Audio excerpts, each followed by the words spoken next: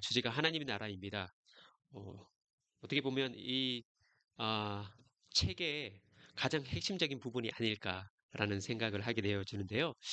마태복음 1장 15절을 한번 다 같이 한번 읽어봤으면 좋겠습니다.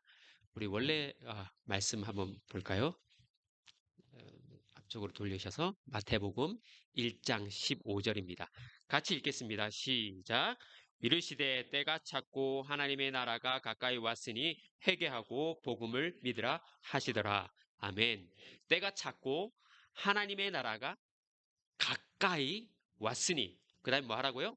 회개하고 복음을 믿으라.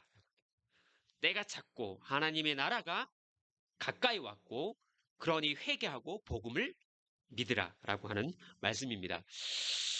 여러분, 우리가 살아가는 오늘 이 세상은요, 과거보다는 훨씬 더 많은 정보를 얻고 살아갑니다.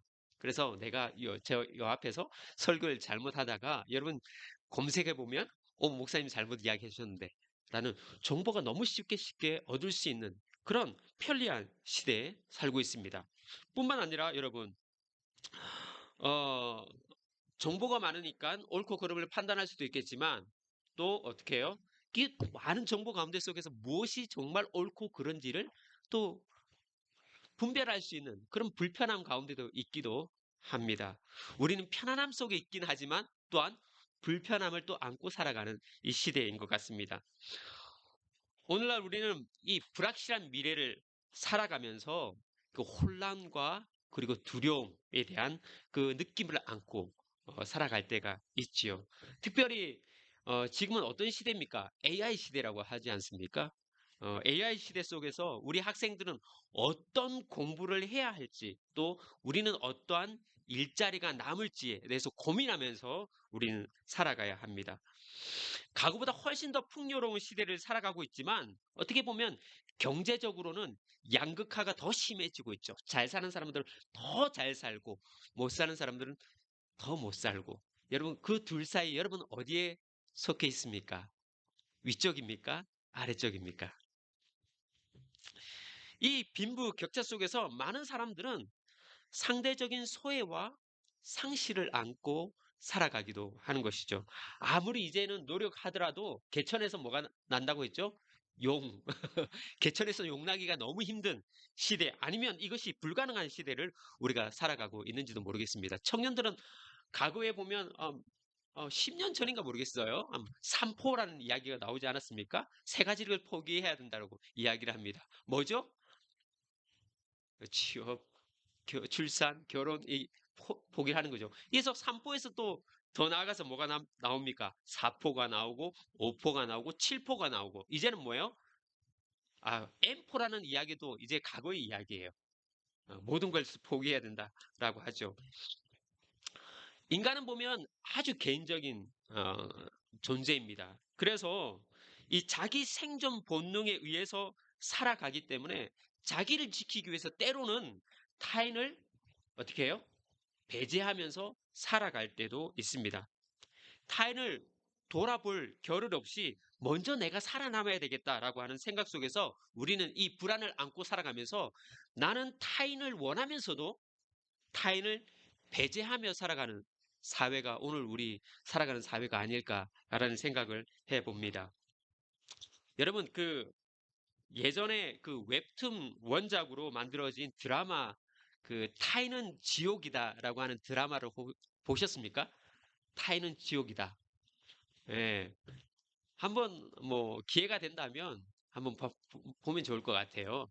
참 재밌는 내용인데 한 사람이 그 좁은 고시원에서 살아갑니다. 그 고시원에 살아가면서 다 고시원은 칸칸이 있지 않습니까? 그런데 서로 간에 왕래가 별로 없어요. 크게 교제가 없는 것이죠. 그러다 보니까 상대에 대해서 적대적 관계가 개인의 정서에, 정신에 지대한 영향을 주고 황폐함을 얻게 됩니다. 그래서 점점 더 고립된 자신은 괴물로 변화되어지는, 괴물화되어지는 그런 어떤 이야기입니다. 우리 지금 살아가는 현실을 좀 풍자하는 그런 드라마가 아닐까라는 생각을 해봅니다. 우리는 이렇게 풍요한 시대 속에서 어쩌면 인간성을 잃어버리고 또한 삶의 가치가 무엇인지를 깨닫지 못한 채 주어진 시간을 그냥 보내고 있지는 않는지 한번 생각해 봅니다. 여러분, 예수님 당시에도 이와 별바 다르지가 않습니다. 어, 예수님 당시 때 이스라엘은 정치적으로 굉장히 혼란의 시기를 살았습니다. 로마의 통치 아래서 힘겨운 시간들을 보내야 했던 것이죠. 종교 지도자들은 자기 배를 불리기 위해서 극도로 타락해져 있었습니다. 그리고 그들은 하루에 한 끼를 해결하기 위해서 일을 하러 나가야 했죠. 그리고 일하러 나가서 싹을 받고 돌아오면 로마의 과한 세금 때문에 한 끼조차 해결하지 못하는 그런 경제적이고 삶의 어려움 순간에 놓여 있었습니다. 삶을 힘든 그들에게 성경은 또 말씀은 그들에게 너희에게 너희를 구원할 메시아가 있다라고 하는 예언을 이스라엘 백성들은 받았습니다. 그런데 삶이 팍팍하니까 삶이 어려우니까 이 메시아를 기다리는 마음 이조차도 희미해져 가는 그때가 아니었을까라는 생각을 해보는 것이죠. 바로 그 절망적인 상황 가운데 속에서 오늘 마가복음 1장 15절에 이 말씀을 하고 있는 거예요. 예수님께서 오셔서 때가 찼고 하나님의 나라가 가까이 왔다라고 하는 메시지가 그런 상황 가운데 던져졌다는 겁니다. 오늘날 우리가 살아가는 이 세상 가운데 속에서 어렵고 힘들고 또 풍요가 있지만 그 가운데 속에서 상실과 소외를 입고 있는 우리들 가운데 속에서 여전히 이 메시지는 우리에게 소망이 되는지 한번 생각해 보시기 바랍니다. 절망 속에 있었던 사람들이 이 말씀을 들었을 때 어떤 마음이 들었을까요? 어떤 사람에게는 그저 무관심한 또 무의미한 그런 메시지일 수도 있습니다. 내가 살아가는데 너무 힘든데 이 말이 무슨 의미가 있냐라고 치부했을 수도 있겠습니다. 그러나 어떤 사람에게는 이 절망 속에서 들려오는 하나의 소망으로 또 이 어둠 가운데 한 줄기 빛으로 그 메시지를 붙드는 사람들 또한 있었을 것입니다. 자, 여러분, 제가 여러분한테 질문 하나를 드리겠습니다. 오늘은 사실 설교라고 이야기하기는 좀 그렇고요. 아, 책에 있는 내용을 이야기하는 것이기 때문에 강의라고 보시면 좀 더 맞겠습니다. 그래서 좀 더 편안하게 우리가 말씀의 시간들을 가졌으면 좋겠는데요. 질문 하나 하겠습니다. 예수님의 핵심 사상은 성경에서 말하는 예수님의 핵심 사상은 무엇이라고 생각하십니까? 한번 말씀해 보시겠어요? 딱 떠오르는 거.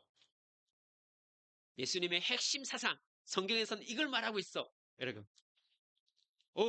충현 형제가 사랑이라고 했습니다. 참 잘 말했습니다. 어떻게 보면 우리가 이런 말을 하잖아요. 성경을 쫙 짜서 엑기스가 하나 딱 떨어지면 그게 뭘까? 사랑이다라고 이야기도 하는데 그러나 많은 사람들이 충현 형제처럼 사랑이라고 말을 합니다. 물론 사랑은 매우 중요한 가르침이고 핵심입니다. 그러나 이 사랑은 예수님의 중심 사상은 아니에요. 왜냐 오히려 이 사랑이란 것은 하나님 백성으로 하나님 나라 백성으로 우리가 어떻게 살아야 될지 윤리고 삶의 방식을 이 바로 사랑이라 말할 수 있겠습니다. 그렇다면 정말 예수님께서 말씀하시는 중심 사상이란 게 뭘까요? 바로 오늘 말씀 하나님의 나라예요. 뭐라고요? 다시 한번 해볼까요? 하나님의 나라. 예수님의 핵심 사상은 바로 하나님의 나라입니다. 여러분 마태복음과 마가복음은 공통적으로 하나님의 나라에 대한 핵심 사상을 선포하고 있는 내용들이 많이 담겨 있습니다. 여러분 마태복음에는 하나님의 나라를 어떻게 표현하신 줄 아세요? 그냥 글로 봤을 때 하나님의 나라라고 적혀 있지 않습니다. 마가복음에는 하나님의 나라라고 나와 있잖아요. 오늘 우리가 본문을 읽었지만 마태복음에는 천국이라고 적혀 있습니다. 의미가 좀 일맥상통한 느낌이 드나요? 조금 다른 느낌이 들기도 하는 것 같아요. 그죠? 천국. 왜 마태는 이 마태복음에 천국이라는 단어를 썼을까요? 하나님 나라 말고. 사실 마태복음의 독자는요, 이 유대인입니다. 유대인들은 흔히 하나님의 이름을 함부로 말하지는 않습니다. 그러니까 하나님의 나라, 하나님이라는 이름을 적지를 않는 것이죠. 그래서 마태복음은 독자가 유대인이기 때문에 이 마태복음 전체는 굉장히 유대적인 어떤 느낌이 듭니다. 왜냐하면 구약을 굉장히 많이 인용한 것을 볼 수가 있어요. 마태복음 1장만 보더라도 2장만 보더라도 1, 2장만 보더라도 그 구약 성경을 인용하는 글들이 굉장히 많습니다. 그러니까 유대의 독자를 상대로 기록했으니까 하나님이라는 단어를 쓰는 것을 꺼려하는 것이죠. 그 대신 뭐라고 쓰겠습니까? 하늘, 나라 혹은 천국이라는 단어를 쓴 거예요. 자, 그렇다면 이 마태나 마가 모두가 하나님의 나라에 대한 핵심 가치에 대해서 이야기하고 있는 어, 성경입니다. 여러분 사실 예수님께서 오셔서 하나님 나라가 가까이 왔다라고 했을 때 예수님께서 갑자기 하나님의 나라에 대해서 말씀하신 걸까요? 아무것도 배경이 없이 그냥 딱 와서 예수님께서 사역을 시작하시면서 하나님 나라가 가까이 왔다라고 이야기를 했을까요? 전혀 그렇지 않다는 거예요. 성경 모든 성경이 바로 이 하나님의 나라에 대해서 이야기하고 있다는 것을 우리가 알아야 합니다. 이 하나님 나라의 사상은 구약에서부터 왔습니다. 구약을 끊어버리고 예수님께서 처음 선포한 말씀이 아니라 구약부터 이 사상은 이어져 왔던 것이죠. 여러분 창세기부터 말라기까지 성경에는 하나님께서 이 땅에 뭐라고 말씀하고 있죠? 주인이시다라고 말씀하고 있어요. 창세기는 뭐라고 말하고 있습니까? 하나님께서 말씀을 통해서 온 우주 만물을 뭐 했다고요? 창조하셨어요. 그리고 이 온 우주 만물을 창조하신 것뿐만 아니라 뭐 하시는 것이죠? 다스리시고 계신다는 거예요. 그러니까 온 우주 만물의 주인, 왕은 누구라고 말씀하는 겁니까? 바로 하나님이시다라는 것을 이야기하고 있습니다. 세상을 다스린 그 모든 것은 바로 하나님이시다. 하나님은 단순히 이스라엘의 어떤 한 부족의 신이 아니라 온 우주 만물들을 만드시고 창조하시고 지금도 여전히 다스리시는 열방의 왕이시고 온 세상의 왕이시다라고 하는 핵심적인 그 메시지가 구약 성경에서 이야기하고 있는 것입니다. 선지자들이 이스라엘 백성들이 그 하나님 말씀을 어기고 범죄했을 때 그 외세의 침범을 받아서 포로로 잡혀갑니다. 그러면서 이 선지자들이 끊임없이 이스라엘 백성들에게 이야기하고 있는 말씀이 무엇입니까? 야, 너희가 지금 힘이 없어서 저 바벨론 아수르에게 잡혀가지만 너가 그 땅을 다스리는 사람이 이스라엘 그 바벨론이 아니라 아수르가 아니라 뭐라고 말하는 거예요? 하나님이시다. 여호와 하나님이시다라는 거예요. 진짜 통치자는 열국의 왕들이 아니라 바로 하나님이시다라고 하는 이 선포가 이 구약의 전체의 흐름 속에 있는 것이죠. 여러분, 이 선지자들의 선포는 과거 구약의 시대만의 선포이겠습니까? 오늘 우리 시대 가운데 속에서 이 선포는 메아리칩니다. 어떻게 해요? 여러분, 여러분을 다스리는 것은 물질이 아니라 권력이 아니라 힘이 아니라 또 이 세상 권세 잡은 자들이 아니라 뭐예요? 여전히 이 땅을 다스리시는 분은 이 땅의 왕은 누구시라는 거예요? 하나님이시다는 거예요. 여러분 그것이 여러분에게 위로가 되십니까?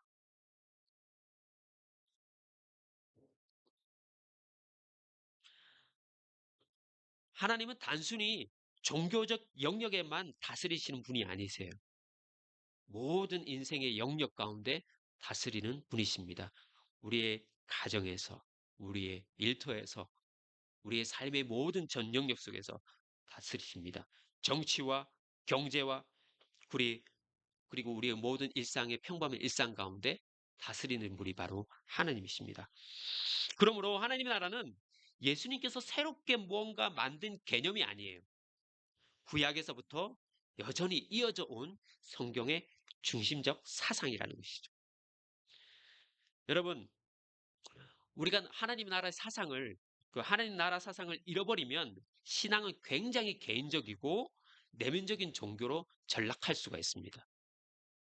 마태복음의 천국이라고 이야기했지 않습니까? 그것을 하나님의 나라라고 하는 그런 개념으로 받아들이지 못하고 이해하지 못한다면 우리는 이렇게 생각할 수가 있어요. 하나님 나라로 제대로 이해하지 못하면 단순히 죽어서 가는 하늘나라 정도로만 생각하게 됩니다. 그러면 우리는 어떻게 우리 삶의 자리 가운데서 살아갈 수 있을까요? 신앙이란 것 자체는 이 땅에서의 삶과 좀 더 무관하다라는 생각을 가질 수가 있습니다. 그래서 굉장히 천국이라는 개념을 잘못 이해하면, 하나님의 나라로 이해하지 않는다면 그냥 내세에 가는 어느 하나의 그런 단순히 그 정도로만 생각하고 이 땅과의 삶과는 무관한 것으로만 생각할 수 있다는 것이죠. 그래서 어떤 사람들은요, 종교적인 것만 거룩하다고 좀 생각하는 경향들이 있는 것 같아요. 그래서 주일을 하나님 만나러 예배당에 왔지만 세상에서는 전혀 다른 삶을 살아갑니다. 전혀 다른 삶을 살아가다가 세상에서 죄를 지으면 어떻게 하면 됩니까? 주일날 와서 눈물 한 방울을 흘리면 되는 거예요. 그리고 다시 세상에 나갑니다. 세상 가운데 나가서 더 많은 죄를 지면 다시 돌아와서 예배당에서 더 많은 눈물을 흘리면 될 것이다라는 생각을 합니다. 이것은 건강한 신앙이 아닌 것이죠. 이건 신앙이 아닌 것입니다. 이건 어떻게 보면 종교 중독이고 어떻게 보면 아편이죠. 세상 가운데 막 살아갔다가 다시 돌아와서 마약을 하나 딱 맞으면 모든 것이 잊혀지는 거예요. 과거에 자기가 행했던 것을 잊어버리고 이걸 계속 반복하는 것. 이것은 신앙이 아닙니다. 이원론적 사고는 하나님께서 싫어하는 삶입니다.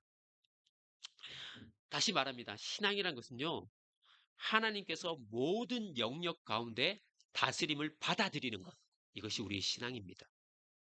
가정, 일터, 삶의 일상적인 모든 부분 가운데 하나님의 다스림을 받는 것. 그것을 드러내는 것. 이것이 바로 신앙입니다. 자, 하나님 나라는 통치라고 했습니다. 그죠? 모든 영역 가운데의 통치가 바로 하나님의 나라입니다. 근데 하나님 나라는 단순히 통치의 개념만 있는 것은 아닙니다. 하나님의 나라는 하나님의 깨어진 마음과 회복, 이것으로부터 시작된 것이 바로 하나님의 나라인 것입니다. 여러분, 하나님께서는 삼위 하나님으로 계십니다. 아시죠? 어떻게 되죠? 성부, 하나님, 성자, 예수님, 성령님, 이 삼위 하나님이 서로 함께 교제하며 사랑의 관계로 있습니다. 이 사랑의 관계 가운데 속에서 어떤 일이 일어났습니까? 이 세상을 창조하시고 사람을 만드셨습니다. 사람을 만드시고 나서 어떻게 하셨어요? 그 사람을 그냥 내버려 두시지 않고 하나님의 교제권 안으로 사람을 불러 주셨습니다. 그래서 유일하게 피조물 가운데 유일하게 하나님과 교제할 수 있도록 사람을 하나님 교제권 가운데 불러주셨어요. 왜 그런지는 우리가 알 수는 없습니다. 알 수는 없지만 이것은 전적인 하나님의 은혜인 것이죠. 여러분 한번 생각해 보십시오. 여기서 한국 이야기하기가 그렇지만 청와대에서 대통령이 나라를 다스리기 위해서 여러분을 초청해서 같이 임기 기간 동안 나라를 같이 다스리자라고 하거나 같이 식사를 하자라고 하면 여러분 기쁘시겠어요? 안 기쁘시겠어요? 별로 안 좋아하시군요. 대통령님을. 저 같으면 너무 기쁜 거죠. 그냥 가서 지금 당장 비행기표 끊어가서 이제 가야죠. 그런데 한낱 대통령도 그렇게 우리가 그렇게 같이 교제하는 걸 기뻐하는데 하물며 아, 하나님께서 우리를 그 당신의 교제권 안으로 우리를 불러 주셨다는 것이죠. 그러나 인간은 어떻습니까? 하나님의 통치를 거부하고 뭐요? 스스로가 왕이 되기를 원했습니다. 그래서 그것이 어떤 것입니까? 바로 선악과를 따먹는 사건입니다. 그 이후로 인간의 역사는 하나님의 나라와 인간의 나라의 충돌로 이루어집니다. 원죄의 사건이죠. 아담과 하와가 선악과를 따먹은 것. 이것은 원죄의 사건이지만 궁극적으로 그 원죄는 뭡니까? 인간이 왕이 되겠다. 내가 다스리겠다라고 하는 그런 마음에서 비롯된 것입니다. 여전히 오늘도 지금도 이 원죄의 사건은 계속 일어나고 있습니다. 스스로가 왕이 되고자 하는 죄, 그리고 하나님을 거부하는 하나님과 교제하기를 거부하는 죄들이 오늘 이 세상 가운데도 있습니다. 하지만 하나님께서는 인간을 그대로 내버려 두시지 않습니다. 전 인류가 하나님을 떠났을 때 하나님은 딱 한 사람을 부릅니다. 누구를 부른지 아세요? 아담과 하와 이후에 하나님께서 부르신 사람이 있습니다. 누굴까요? 다음 주 퀴즈에 내야 되겠는데. 딱 누구를 선택합니다. 창세기 12장에 나와요. 누굴까요? 아브라함 맞습니다. 아브라함을 택합니다. 여러분 근데 있잖아요. 재밌는 건 하나님께서 아브라함을 딱 선택하시고 택하시고 나서 가장 먼저 한 일이 뭔지 아세요? 뭘까요? 뭘 시켰을까요?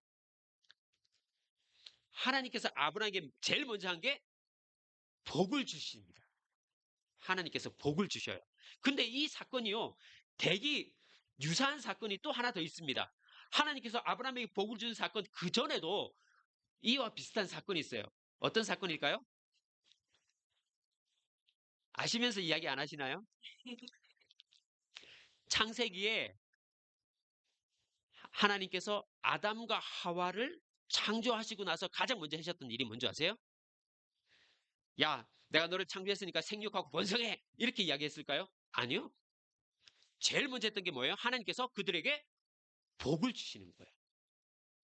아담과 하와에게도 하나님께서 그 만드시고 나서 그들에게 복을 주시고 또 인류가 하나님을 배반하고 하나님을 거절했을 때 단 한 사람인 아브라함을 택하시면서 하나님께서 아브라함에게 주신 게 뭐냐면 복을 주시는 거예요. 여러분 고대 근동 지역에 신들 있잖아요. 신들의 그 설화들이 있습니다. 신들이 인간을 뭐 때문에 만든 줄 아세요? 신들이 인간을 만들 때 어떻게 만든 줄 아세요? 이유, 인간을 만드는 이유. 노동을 해야 되는데 그 하급신들이 막 노동을 하니까 너무 힘든 거예요. 그러니까 노동이 너무 힘드니까 야 우리 하는 노동을 우리가 사람을 만들어서 그들에게 다 주자 해가지고 흙과 그 피를 해가지고 사람을 만들어서 어, 정확하게 잘 모르겠지만 그 사람을 만들어요. 그리고 나서 그 자기들이 하기 싫었던 노동을 사람에게 시켜요. 그 고대 근동의 그 신화예요. 그런데 하나님, 야훼 하나님, 이스라엘 하나님은 어떤 하나님이에요? 인간을 만드신 이유는 자기 교제권 안에 들어와서 함께 즐기고 복을 누리게 하기 위해서 하나님께서 인간을 만드셨어요. 너무 차이가 나. 하나님께서 아브라함을 택한 이유는 야, 너 이제부터 나 대신 뭔가를 해. 라고 하기 위해서 아브라함을 택한 것이 아니라 그 교제권 안으로 들어와서 그에게 복을 주시기 위해서 선택하셨다는 거예요. 하나님의 선택은 우리가 뭔가를 하기 위해서 우리를 선택한 것이 아닙니다. 하나님과 놀라운 교제권 가운데 속에서 함께 누리고 복을 누리게 하기 위해서 우리를 불러주신 거예요. 아브라함을 그렇게 불러주신 것입니다.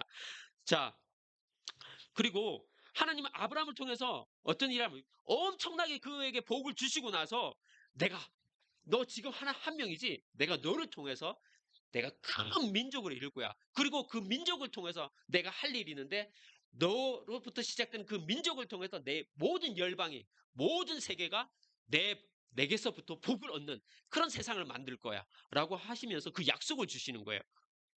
자, 여러분 출애굽기 말씀입니다. 출애굽 19장 말씀인데요. 한번 보시도록 하겠습니다. PPT 넘겨주시겠어요? 다음 PPT. 같이 한번 읽어보겠습니다. 출애굽기 19장 5절에서 6절입니다. 시작. 세계가 다 내게 속하였나니 너희가 내 말을 잘 듣고 내 언약을 지키면 너희는 모든 민족 중에서 내 소유가 되겠고 너희가 내게 대하여 제사장 나라가 되며 거룩한 백성이 되리라. 너는 이 말을 이스라엘 자손에게 전할지니라. 여러분 이 말씀이 굉장히 중요한 말씀인데 이 앞절 말씀 4절 어떤 내용이 들어가 있었을까요? 아니 목사님 그러면 4절까지 올려서 4, 5, 6절을 같이 읽으면 좋은데 숨겨졌죠. 무슨 말이 있을까요? 이스라엘 백성이 출애굽을 했어요. 출애굽하고 나서 말씀입니다. 이 하나님께서 이스라엘 백성하고 언약을 맺으시기를 원하세요. 아브라함에게 언약을 맺으셨던 하나님께서 이제는 민족적으로 언약을 맺으시기를 원해요. 처음에는 아브라함에게 복을 주시고 너를 큰 민족을 만들어서 너의 민족을 통해서 또 열방을 복을 주겠다라고 하는 약속을 주시는데 이 민족을 통해서 다시 한 번 더 하나님께서 언약을 체결하십니다. 그런데 언약 체결 전에 어떤 말씀을 하시냐면 이렇습니다. 야, 내가 너희들이 애굽에 있을 때 그렇게 노예로 있을 때 힘들어할 때 내가 너희를 독수리 날개로 업어서 내가 너희를 나에게로 인도했다. 야, 내가 너희를 그렇게 힘들고 어려웠을 때 내가 너희를 다 구출해서 내가 독수리처럼 너희 날개로 내 날개로 너희를 업어서 나에게로 인도했어. 너희 고통에서 내가 구원했어. 너 내 알지? 내가 너를 얼마나 사랑하는지, 내가 어떻게 너를 애굽 땅에서 구출해내는지 너가 다 봐지 않았냐? 홍해를 가리지 않았냐? 마른 땅을 그 물이 흐르는 땅을 마른 땅으로 걷지 않았느냐? 내가 너희에게 일으킨 그 기적을 보지 않았느냐? 내가 너희를 사랑해서 애굽 땅에서 나에게로 인도했다. 야, 그러니 나를 좀 믿어봐. 나를 신뢰해봐. 나는 세계가 다 내게 속한 거야. 내가 왕이야. 너희가 내 말을 잘 듣고 내 언약을 지키면 너희는 여러 민족 중에서 특별히 내 소유가 될 거야. 이 소유라고 하는 개념은요, 그 보석할 때 주얼리 알죠? 주얼리. 주얼리는 뭡니까? 몸에 장신구예요. 몸에 끼는 거예요. 마치 그것처럼 내가 내 속에 너희를 끼워 넣은 것처럼 그렇게 너희가 내 소유가 될 것이야. 너희는 그래서 제사장 나라, 나에 대해서 제사장 나라가 되고 거룩한 백성이 될 거야. 그래서 너희를 통해서 모든 민족은 복을 누리게 될 거야. 라고 하는 것이 바로 하나님의 말씀입니다. 이 이스라엘 백성들을 통해서 이 열방을 축복하기를 원하시는 하나님의 계획이에요. 그 언약인 것이죠. 하나님은 이스라엘을 제사장 나라로 삼겠다라고 말씀하셨어요. 그러나 이스라엘은 구약을 우리가 여러분 다 읽어보셨죠? 구약은 우리 열심히 성경을 읽어야 돼요. 그죠? 구약을 보면 이 이스라엘 백성들이 어떻게 해요? 그렇구나. 나는 제사장 나라구나. 이제 하나님께서 나를 겁나게 복을 주셨으니 이 복을 가지고 이 세상 열방 가운데 이 복을 넘치도록 해야 되겠구나. 라고 했나요? 이 구약의 역사 보면 그렇지 않아요. 여전히 이스라엘 백성들은 하나님을 거역해요. 반역합니다. 구약의 역사는요, 사실상 반역의 역사라고 보면, 어, 반역의 역사라고 할 수 있습니다. 구약 성경의 마지막에 보면요. 마치 저는 보면 말라기를 보면 마치 하나님께서 화가 나서 그 성문을 꽉 닫아버린 것 같아요. 닫아버리고 시끄러 닫아버린 듯한 뜻이죠. 그리고 400년 동안 침묵이 흐릅니다. 여러분 하나님께서 계획하셔가지고 아브라함을 택하셨고 하나님께서 계획하셔서 이스라엘 백성들을 택하셨는데 이스라엘 백성들은 반역했습니다. 하나님을. 거절했어요. 그리고 마치 하나님께서 화가 나서 문을 닫은 것처럼 보여요. 그렇다면 여러분 제사장 나라로 삼겠다고 하신 그 이스라엘 실패가 하나님의 실패일까요? 하나님께서 전지전능하시고 모든 것을 다 하실 수 있는 분이신데 아니 그분께서 아브라함을 선택하고 이스라엘을 선택했는데 지금 화가 나서 문을 닫은 것처럼 보이고 이스라엘로 계속 반역만 하고 그러면 하나님은 실패한 분이신가요? 이스라엘의 실패는 하나님의 실패인가요? 그런 의문을 우린 가질 수가 있습니다. 그러나 구약 성경 곳곳에 정말 그 어둠 가운데 있는 그 밝은 빛을 보게 하는 그런 말씀들이 숨어 있습니다. 이 이사야서 49장 6절인데요. 같이 한번 읽어보도록 하겠습니다. 시작. 그가 이르시되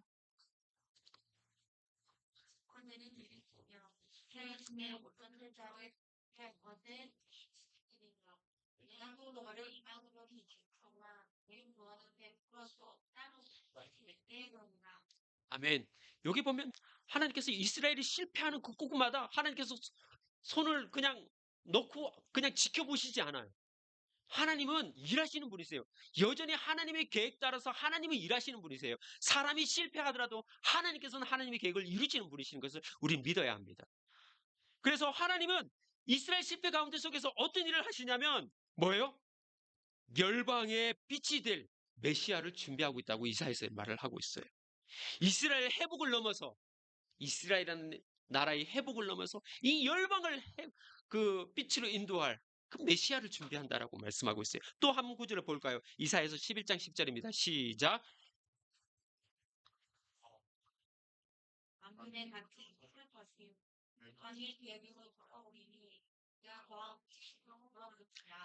예, 이 다윗의 자손, 그 이새의 뿌리에서 나올 한 삭이요. 뭐라고요? 모든 민족을 어떻게 한다고요? 돌아오게 할 것이다. 아멘. 믿으세요? 열방 모두가 하나님의 복을 받게 될 것입니다. 구약의 비전은, 구약이 보는 것은요, 단지 이스라엘의 회복만을 이야기하고 있지 않아요. 이스라엘이 계속 실패할 때 하나님께서 뭐예요? 이스라엘 넘어서 온 세상을 회복하시겠다고 하는 하나님의 계획을 이야기하고 계세요.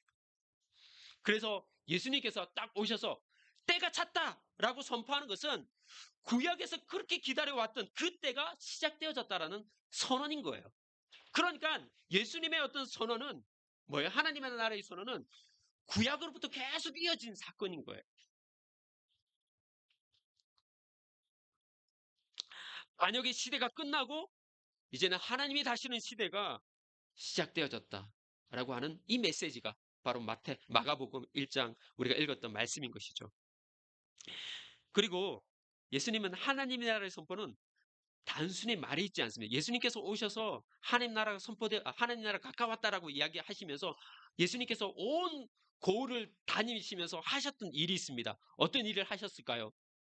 예수님께서 온 고을을 다니시면서 귀신을 쫓아내셨어요. 병든 자를 고치셨어요. 눈먼 자를 보게 했어요. 병든 자를 치유하는 일들이 일어났습니다.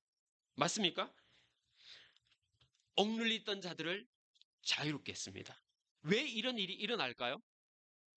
하나님의 통치가 일어나면요. 하나님의 통치가 일어나면 어둠의 권세가 물러가기 때문입니다. 빛이 들어오면 어둠은 어떻게 해요? 사라집니다.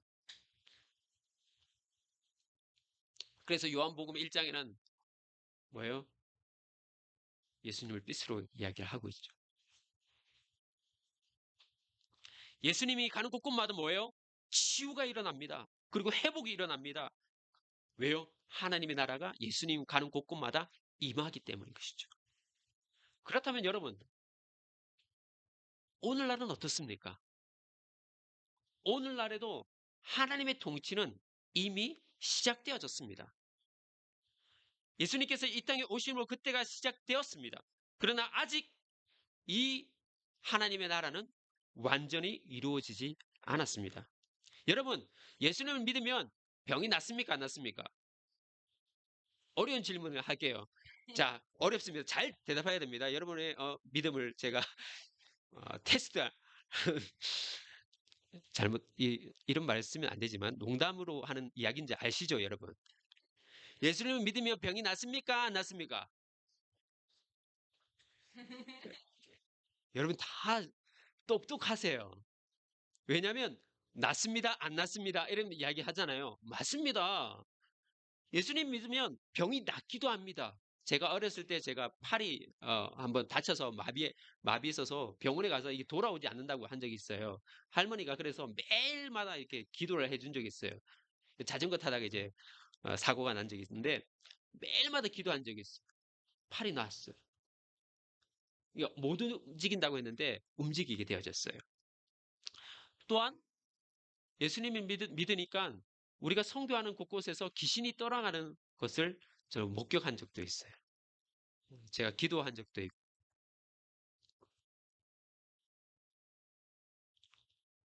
맞습니다. 그러나 예수님 믿는다고 병이 낫나요? 안 낫기도 하죠. 어떨 때는 낫지만 어떨 때는 낫지가 않습니다. 예수님이 당시에 예수님께서 죽은 사람을 살리셨죠. 맞습니까? 죽은 사람을 살렸어요. 그러고 나서 그 사람이 지금까지 계속 살고 있습니까? 그렇지 않아요. 죽었어요. 이게 재밌는 이야기인데 이건요. 하나님 나라가 임하였지만 아직 완전히 임하지 않았다는 것을 우리가 그 사실을 통해서 볼 수가 있습니다. 이미 임한 하나님 나라 속에 살고 있지만 우리는 아직 완전히 완성되지 않는 이 세상 가운데 속에서 살아가고 있습니다. 이것을 신학적으로는 이미와 아직 사이에 우리가 산다라고 이야기를 합니다. 완성은요, 더 이상 죽음이 없고 더 이상 아픔이 없고 더 이상 억눌림이 없는 세상은 바로 예수님의 재림을 통해서 완성이 될 것이다라고 이야기합니다. 하지만 여러분, 우리가 예수님께서 이루어 주신 하나님 나라가 우리를 살아갑니다. 그러면서 예수님께서 홀로 우리를 남겨두시고 그냥 하늘로 승천하신 것이 아닙니다. 성령님을 보내주셨죠. 그 성령을 통해서 지금도 예수님을 우리와 함께 하십니다. 이것이 바로 우리가 지금 거하에 있는 교회 공동체입니다. 제가 만든 그 도표를 보고 그 그림을 보고 한번 이야기를 하도록 하겠습니다. 여러분 좀 잘 보이시죠? 지난번에 이야기했던 그 그때가 뭡니까? 예수님께서 오신 거예요. 그리고 아, 부황이 아닙니다. 부, 예, 부황으로 되어 있죠. 하느님 나라의 시작은 어떤 것이냐면 바로 예수 그리스도께서 우리를 위해서 십자가에서 죽으시고 부활하신 그때가 바로 하느님 나라의 시작입니다. 여기서부터 이 날을 D-Day라고 합니다. 전쟁에 있어서는 완전히 이것이 전생의 그 전력 뭐라고 하죠? 완전 그 게임이 바뀐 날, 그 승리가 보장된 날입니다. 그리고 나서 이 예수님의 재림 때가 V-Day라고 승리의 날입니다. 그 사이, 이 D-Day와 V-Day 사이에 우리가 존재하고 있는데 이 사이에 존재하는 우리가 하나님의 나라의 시작 가운데 있는데 그 교회 시작에 어떤 공동체가 있냐면 교회 공동체가 있는 거예요. 이 교회 공동체는 성령을 통해서 성령의 임재를 통해서 하나님이 우리와 함께 하신다는 겁니다. 이 교회 공동체를 통해서 하나님의 나라가 어떤 나라인지를 드러내는 거예요. 성령의 임재가 있는 교회. 이 교회는 예수님께서 그 당시에 사역하셨던 것들처럼 고통을 줄이고 또 부분적인 치유가 일어나기도 하는 경험을 하게 됩니다. 그리고 완전히 회복될 때를 소망하며 기다립니다. 그리고 그 삶을 통해서 세상 속에서 하나님의 나라가 시작되었음을 드러내는 거예요.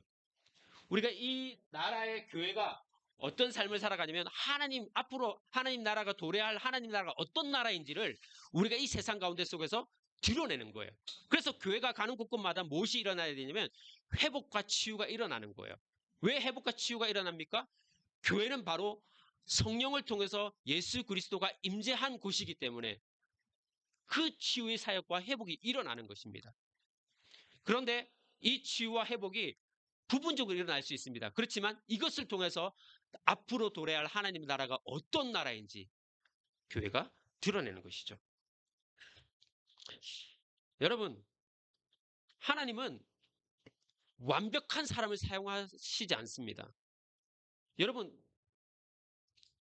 보시기에 제가 완벽해 보입니까? 전혀 그렇지 않죠. 여러분이 보시기에 여러분도 완벽하지 않죠. 하나님은 이상하게도 이런 아이들을 사용하세요.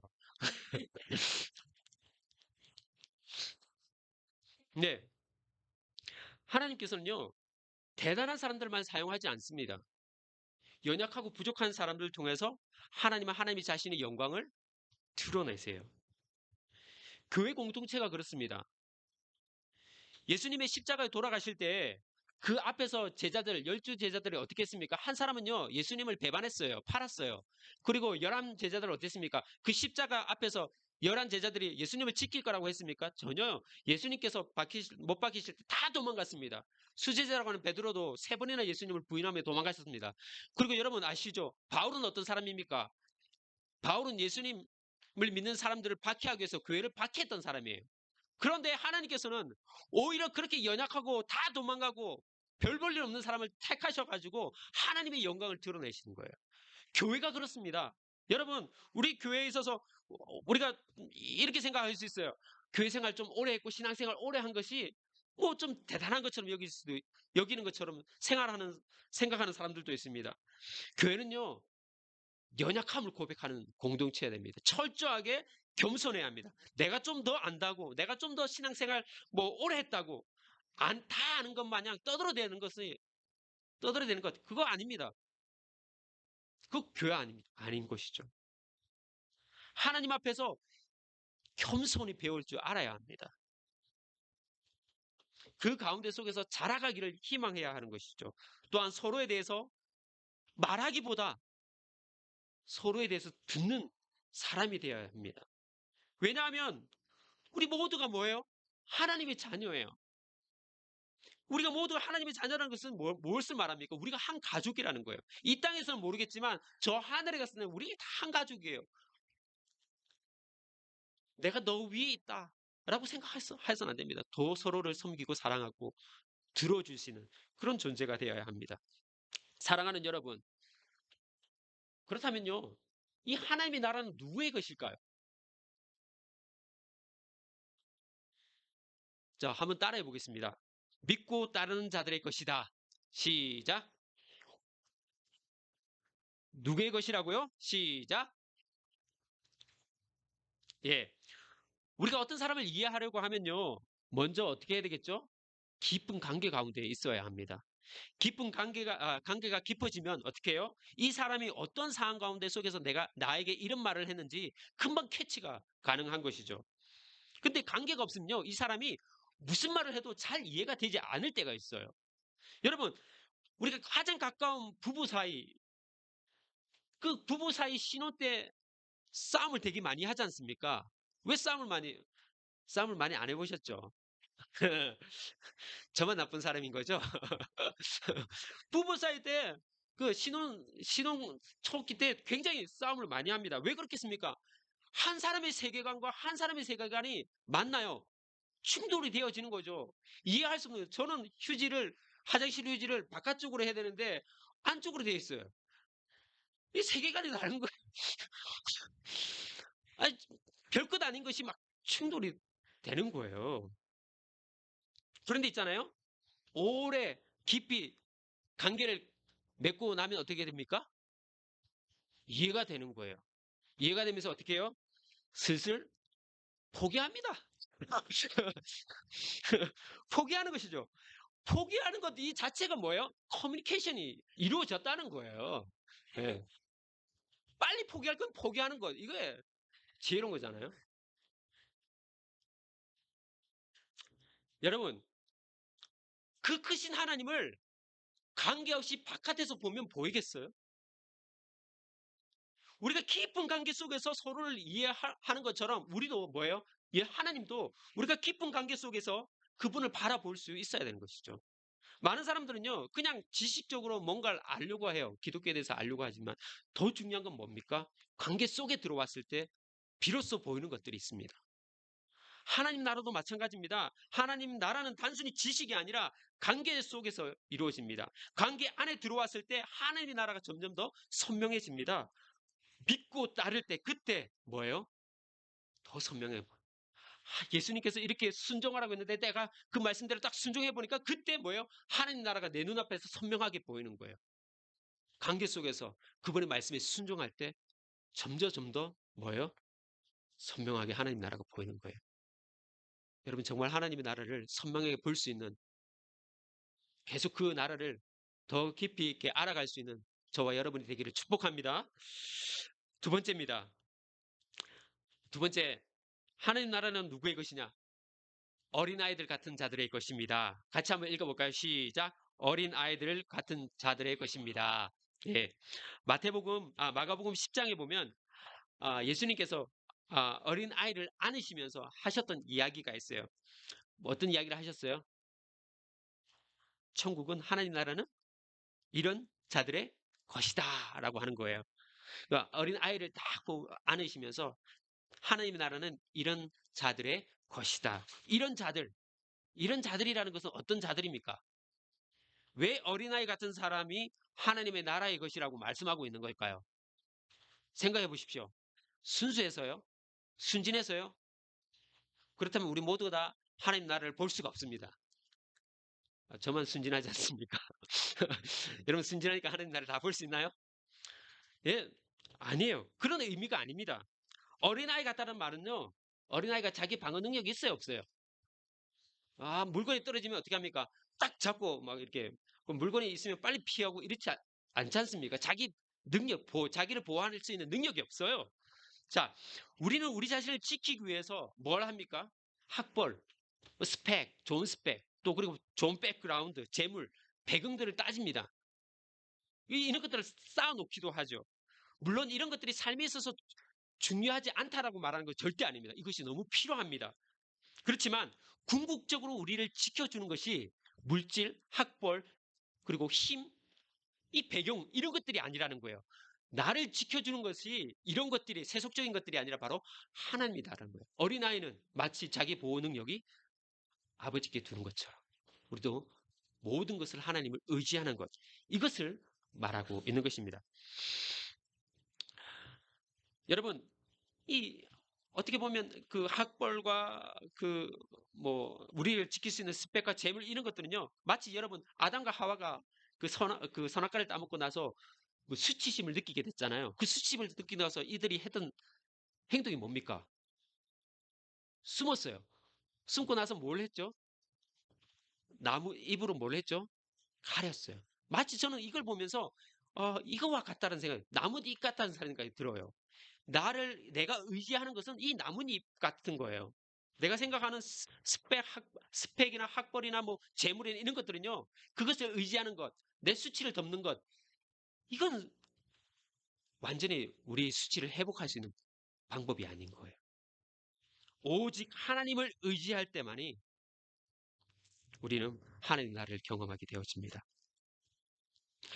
자기 자신을 하나님께 온전히 맡기는 사람, 이 말은 내가 아무것도 하지 않는다라는 뜻이 아닙니다. 여러분 아시죠?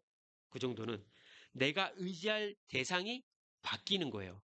나뭇잎처럼 있는 그 스펙이나 또 물질이나 이런 것들, 세속적인 것이 아니라는 거예요. 내가 의지하는 것은 바로 하나님을 의지한다는 그런 고백으로 살아가는 것을 말합니다. 여러분, 우리가 그분을 의지할 수 있는 이유가 뭡니까? 어떻습니까? 이유가 무엇이겠습니까? 하나님은 우리의 아버지십니다. 그리고 선한 목자라고 이야기하십니다. 그리고 우리를 사랑하시기 때문에 자기 아들을 이 땅 가운데 보내셔서 우리 죄를 위해서 십자가에 돌아가게 하실 만큼, 자신의 전부를 줄 만큼 우리를 사랑하시기 때문에 우리는 그 하나님을 의지할 수 있습니다. 재물이 아니라, 스펙이 아니라, 배경이 아니라 뭐예요? 어린 아이처럼 하나님을 의지할 수가 있는 거예요. 그분이 먼저 우리를 사랑하셨기 때문에 우리가 의지할 수 있습니다. 마지막입니다. 마지막으로 하나님 나라는 누구의 것인가요? 하나님 나라는 대가를 지불하는 사람들의 것입니다. 시작. 같이 한번 읽어볼까요? 시작. 대가를 지불하는 자들의 것이다. 여러분, 그 마가복음 9장과 10장에 보면 예수님께서 굉장히 그 엄한, 그 강력한 표현을 사용하고 있는 것을 보게 됩니다. 만약에 여러분의 손과 발이, 여러분의 눈이 범죄를 하면 어떻게 하라고 하신 줄 아세요? 하나님이 여러분이 손이 범죄하면, 여러분이 발이 범죄하면, 눈이 범죄하면 어떻게 하라고요? 잘라내라고 해요. 발이 범죄하면 다리를 잘라내고, 손이 범죄하면 손을 잘라내고, 눈이 범죄하면 뽑아버리라고 이야기하고 있어요.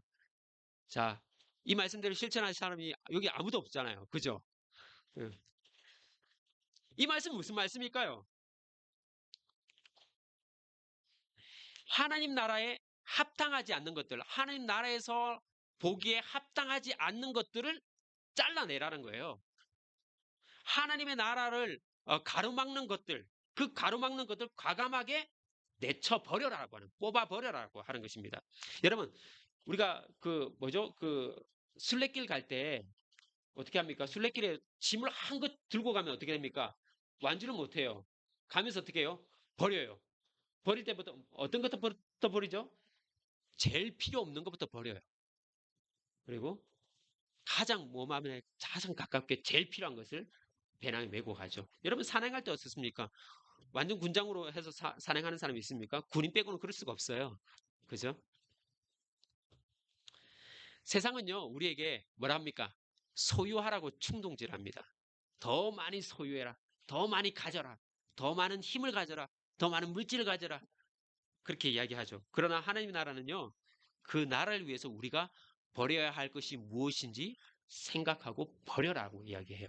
하나님의 나라는 버릴 게 있어요. 제자들이 예수님을 쫓을 때 어떻게 했습니까?